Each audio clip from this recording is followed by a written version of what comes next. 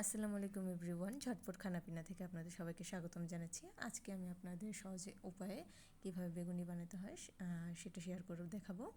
প্রথমে আমি এক কাপ বেসনের ভিতরে 3 চা চামচ কর্নফ্লাওয়ার, একটু হলুদ, হাফ চা চামচ লবণ, একটু হাফ চা চামচ জিরা গুঁড়ি প্রথমে মিক্স করব।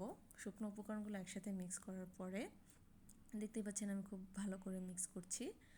এরপরে আমি পরিমাণ মতো পানি দিব। পানিটা অল্প অল্প করে দিতে হবে, যেন ব্যাটারটা যেন একদম পাতলা না হয়ে যায়, আবার একদম ঘনও যেন না হয়ে যায়। ব্যাটারটা মিক্স করে আমি কিছুক্ষণের জন্য রেখে দিব। 15 থেকে 20 মিনিটের মতো রেখে দিলে বেসনটা একটু ফুলে যাবে। দেখতেই পাচ্ছেন আমি খুব সুন্দর করে মিক্স করছি।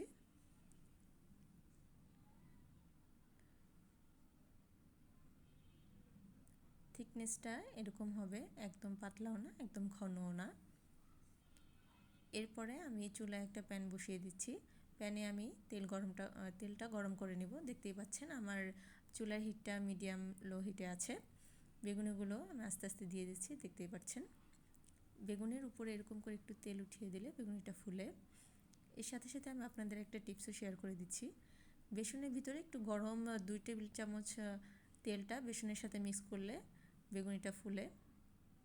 কর্নফ্লাওয়ারটা দেওয়ার কারণ হচ্ছে বেগুনিটা যেন মুচমুচে হয়।